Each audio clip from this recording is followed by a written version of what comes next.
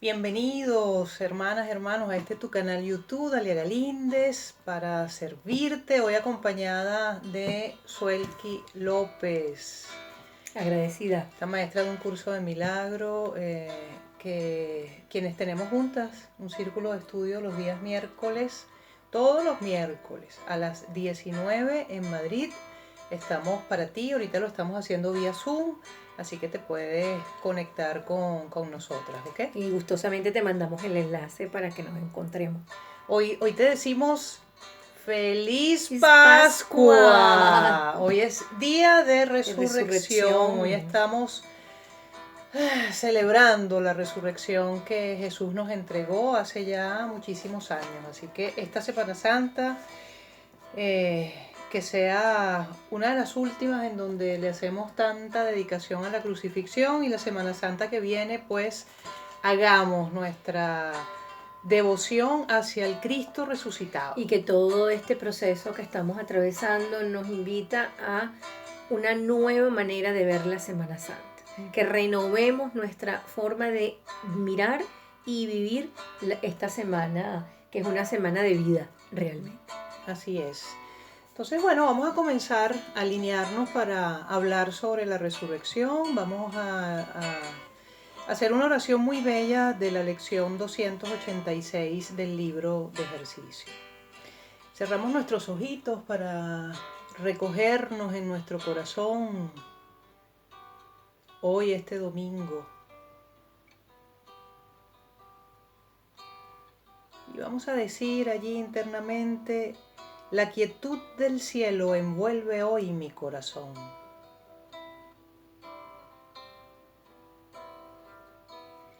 La quietud del cielo envuelve hoy mi corazón.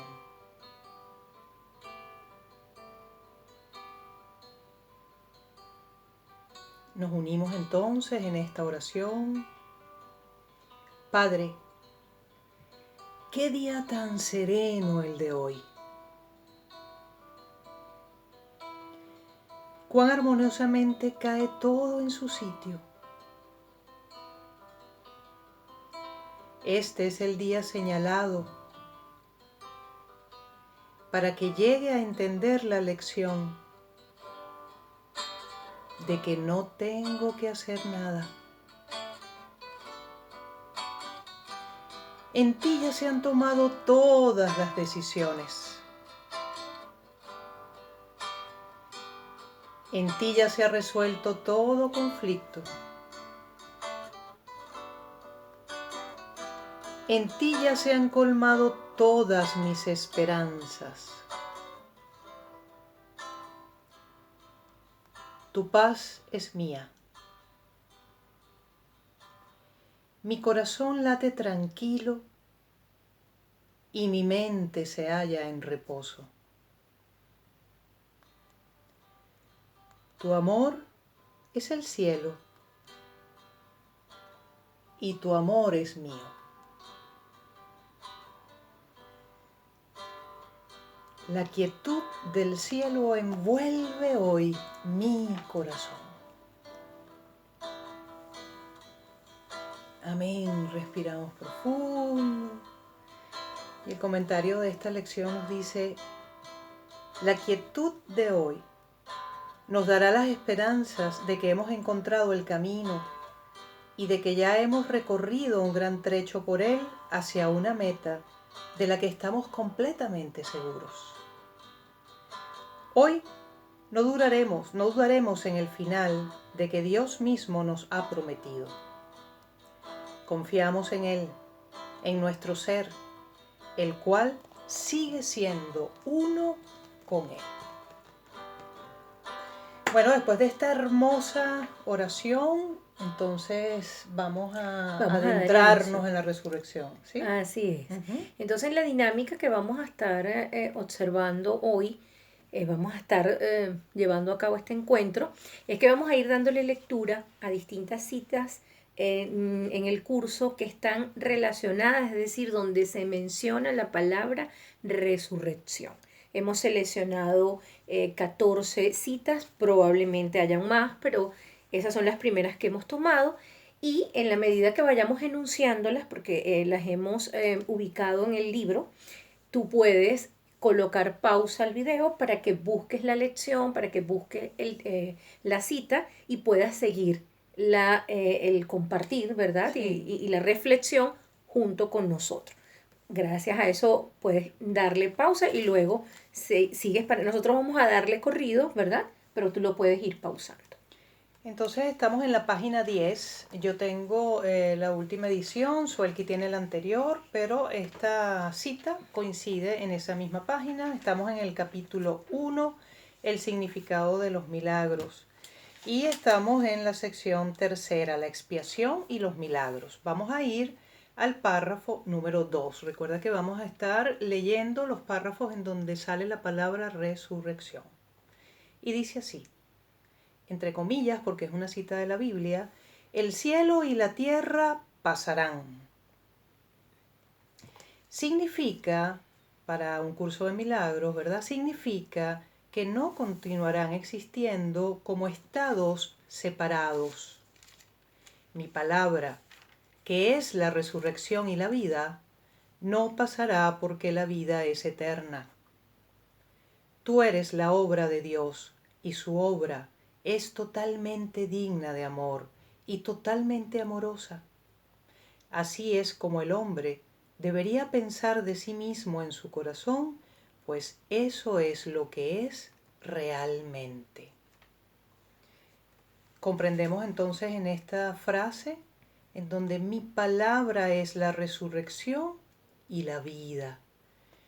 Y evidentemente queremos encontrar ese pensamiento de Dios. Recuerda que en un curso de milagros lo que estamos procurando es entrenar nuestra mente, utilizar la razón para poder comprender la manera errada en la que hemos estado creyendo que somos, identificándonos, y entregarle eso al Espíritu Santo para que sea Él quien haga la corrección en nuestra mente y deshaga todo eso que, que es errado, que es ilusorio.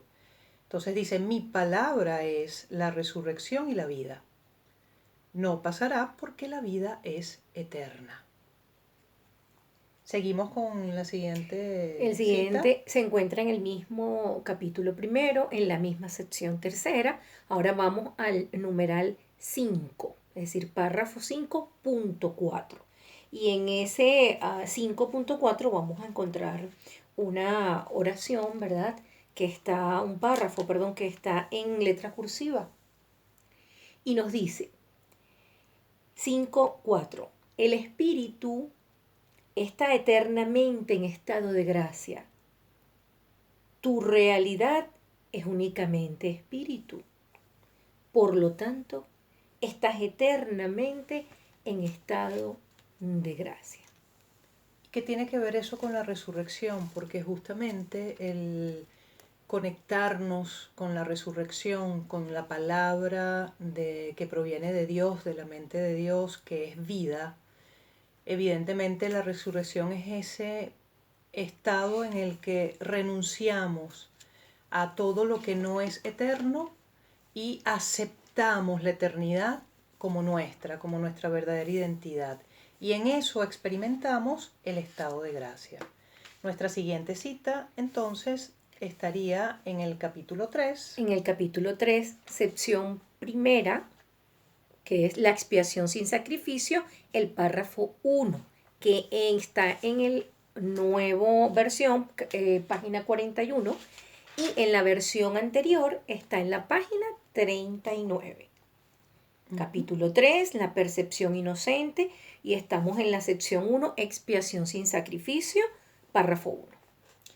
Importante señalar aquí para los que están comenzando con un curso de milagro esa palabra expiación que vamos a encontrar con mayúscula, su acepción, es decir, lo que significa para este sistema de pensamiento es el deshacimiento de todo pensamiento de separación.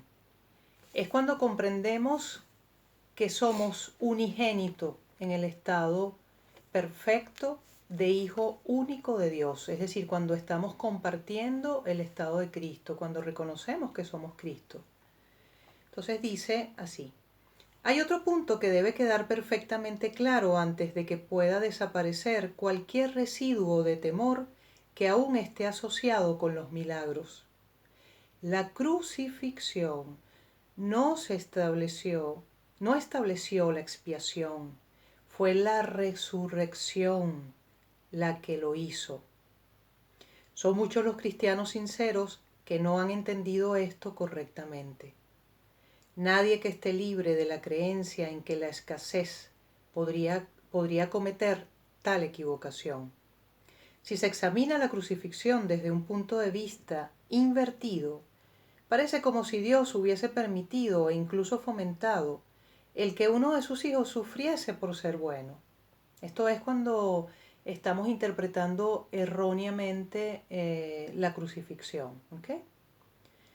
Esta desafortunada interpretación que surgió como resultado de la proyección, es decir, proyectamos la culpabilidad, proyectamos el pecado, ha llevado a muchas personas a vivir sumamente atemorizadas de Dios. Tales conceptos antirreligiosos se filtran en muchas religiones.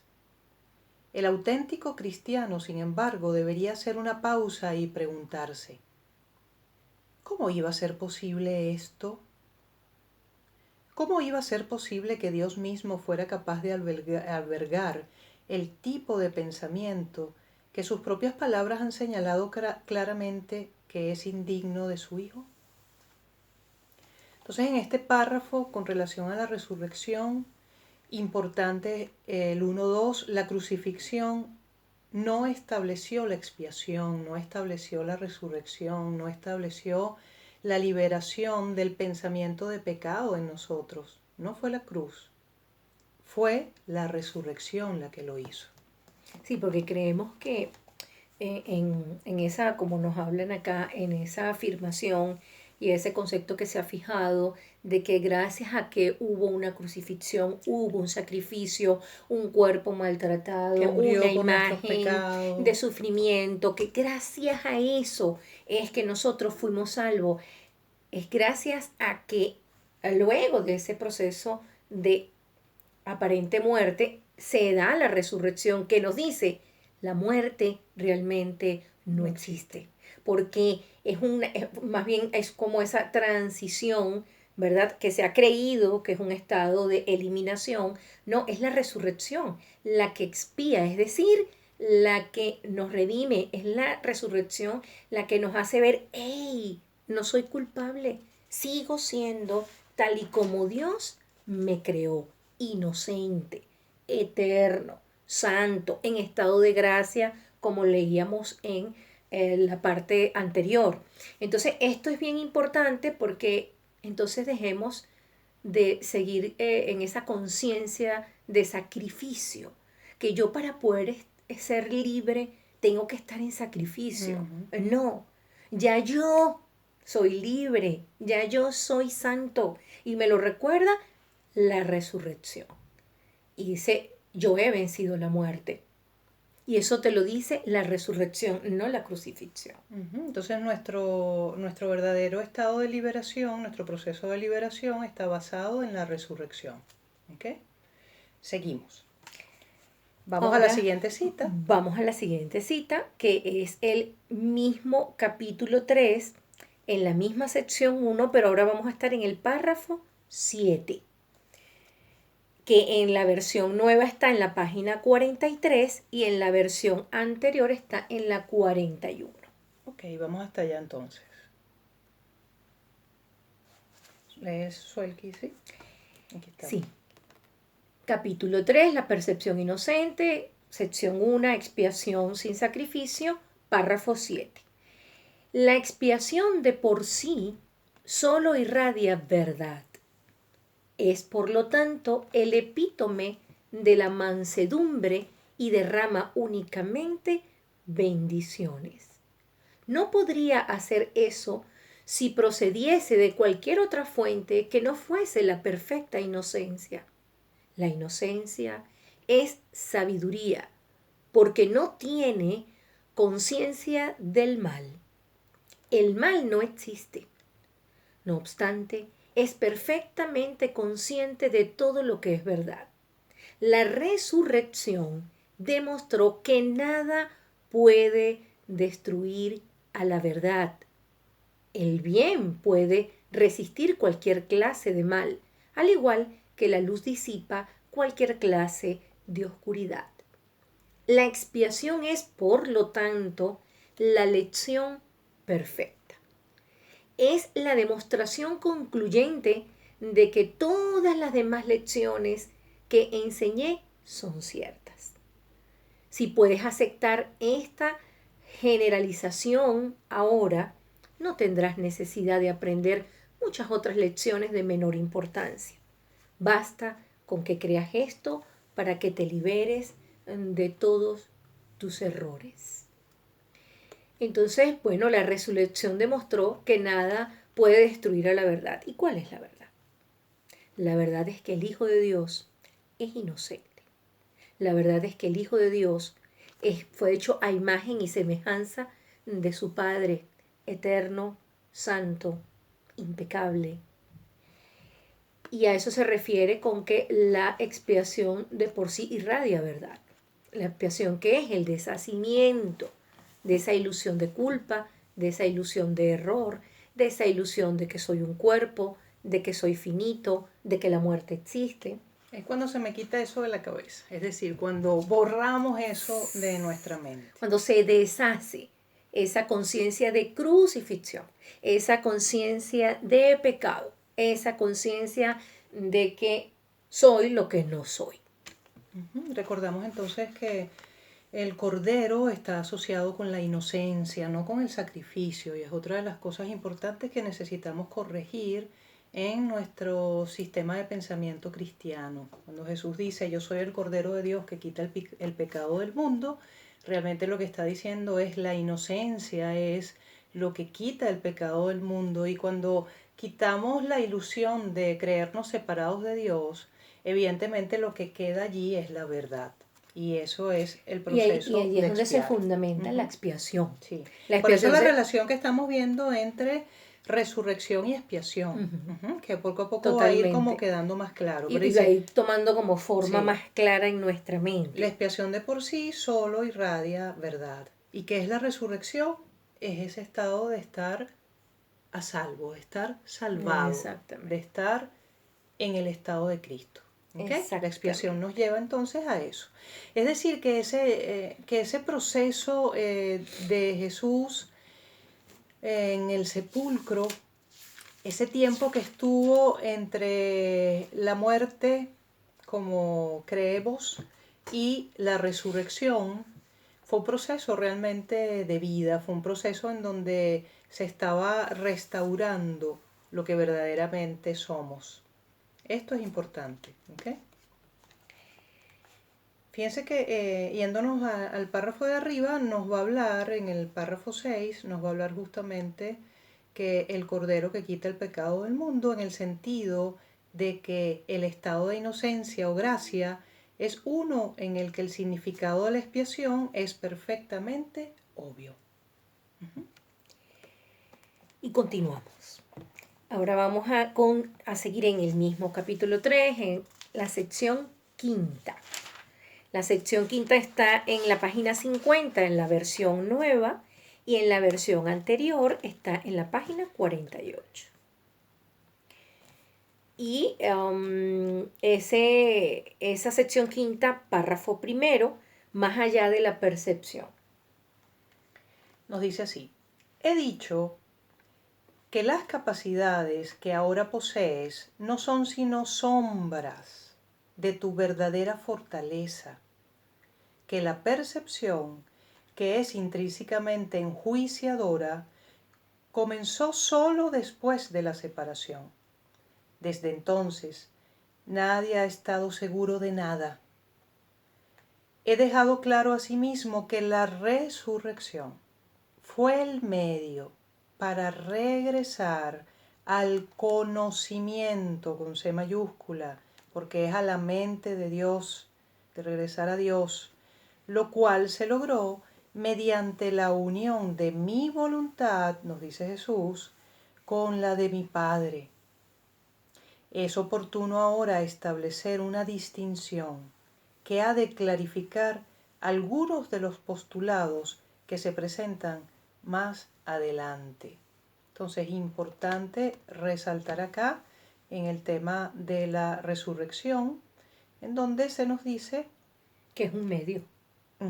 La resurrección fue un medio para regresar al conocimiento, para regresar a la palabra de Dios, para regresar a la verdad, para regresar a la mente uno, a la mente de Dios, al estado de Cristo.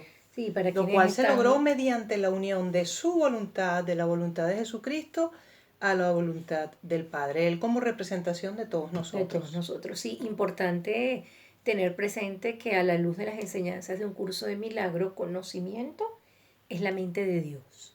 Son los pensamientos de Dios. No es ese conocimiento que estamos acostumbrados a brevar. Que es lo intelectual. Que es lo intelectual, que es la información, que es lo que aprendo, que es de lo que me lleno, de mucha información y mucho aprendizaje intelectual. No, el conocimiento es la mente de Dios, son los pensamientos de Dios. Entonces la resurrección es el medio a través del cual yo regreso a esa mente uno.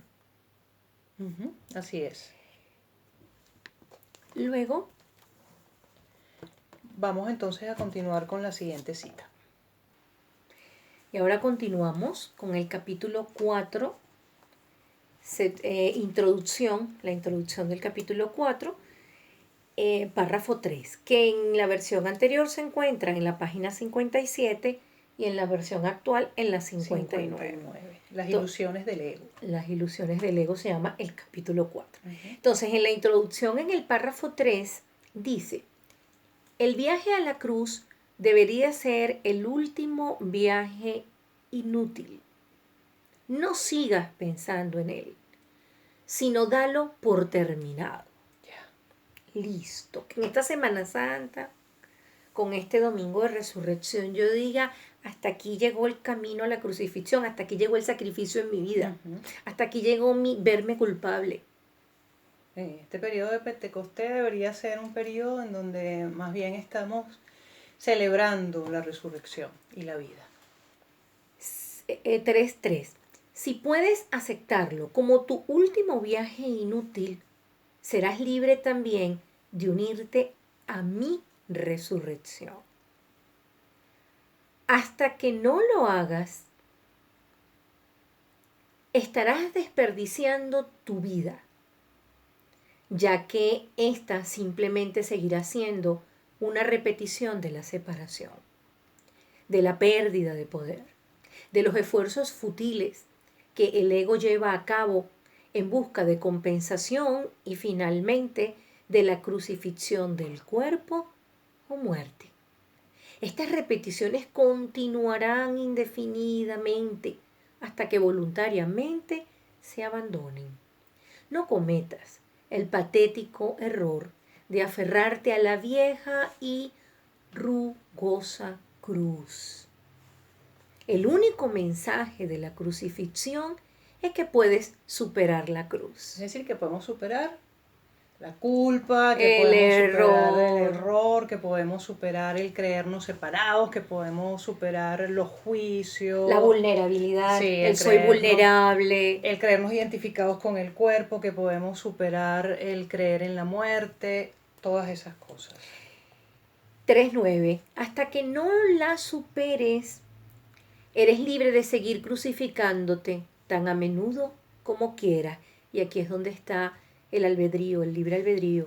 Ese libre albedrío que me dice: ¿quiero seguir crucificado o no quiero seguir crucificado? Es tu decisión. Y Jesús nos dice: este no es el evangelio. Este no es el evangelio que intenté ofrecerte. En el 3.10 nos dice: este no es el evangelio que quise ofrecerte. No es el evangelio de que te tienes que montar una cruz o montar a tu hermano en una cruz. No es sacrificarte ni sacrificar al otro. No es verte culpable ni como un pecador, ni ver culpable o pecador al otro. Ese no es el evangelio de Jesús. 3.11. Tenemos otro viaje que emprender. Estamos dispuestos, y de verdad que aquí esto es un punto de reflexión importante. Estamos dispuestos. a emprender otro viaje en nuestra vida. Hoy es el día. Así es. Tenemos otro viaje que emprender. Y si lees cuidadosamente las lecciones que aquí se ofrecen, estas te ayudarán a prepararte para emprenderlo. Entonces es importante el dejar a un lado este tema de la crucifixión, de los juicios, de la culpabilidad y de todo esto, y abocarnos a el tema central que estamos viendo hoy, que es el tema de la resurrección, y la vida. Y ahora vamos al capítulo 6, capítulo 6, sección 1, párrafo 2, que en el nuevo texto está en la página 105 y en el anterior está en la 101. Repito, capítulo 6, sección 1, párrafo 2. Estamos en el mensaje de la crucifixión. Importante capítulo, ¿verdad? Y dice, para los efectos, la crucifixión no es más que un ejemplo extremo. Su valor, al igual que el valor de cualquier otro recurso de enseñanza, reside únicamente en la clase de aprendizaje que facilita. Se puede entender y se ha dicho incorrectamente. Se puede entender y se ha dicho incorrectamente. Ello se debe únicamente al hecho de que los temerosos tienden a percibir con miedo.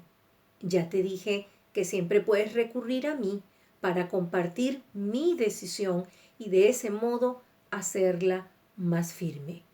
Te dije también que la crucifixión fue la última jornada inútil que la filiación tuvo que emprender y que para todo aquel que la entienda representa la manera de liberarse del miedo.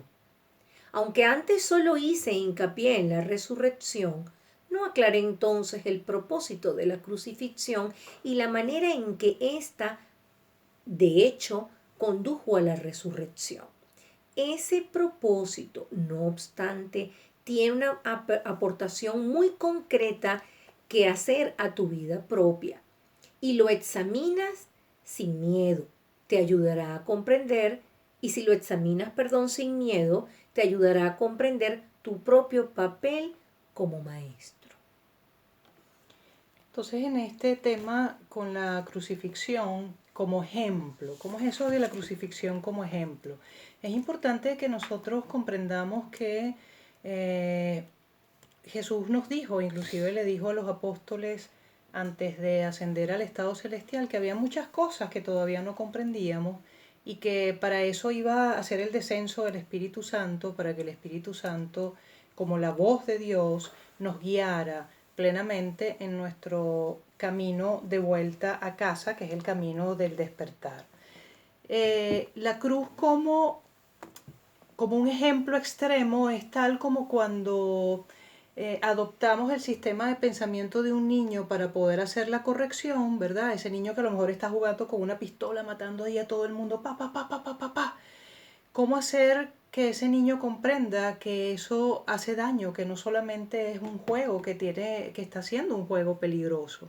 Evidentemente, entonces podemos recurrir a hacer una representación de lo que eso significa. Oh, me heriste, mira cómo me dejaste mi hígado, por ejemplo, y estas cosas. Entonces, en ese ejemplo que vamos poniéndole al niño, el niño probablemente se preocupa y comienza a ver en su estado de ingenuidad, de inconsciencia, que ese acto que está haciendo tiene efectos. Entonces la cruz es una manera en que Jesús maneja nuestra manera de pensar egocéntrica, culposa, agresiva, violenta y representa entonces un ejemplo. ¿Ustedes creen en el sacrificio? ¿Ustedes creen en la muerte como solución? Ok, yo voy a representar eso. Y luego voy a darle otro sentido a eso para que entonces puedan reconocer que eso no es real y que lo real es la vida y que lo real es el amor y que la fortaleza está en el amor. Así que te vamos a esperar en el siguiente video para seguir hablando sobre la resurrección. Gracias.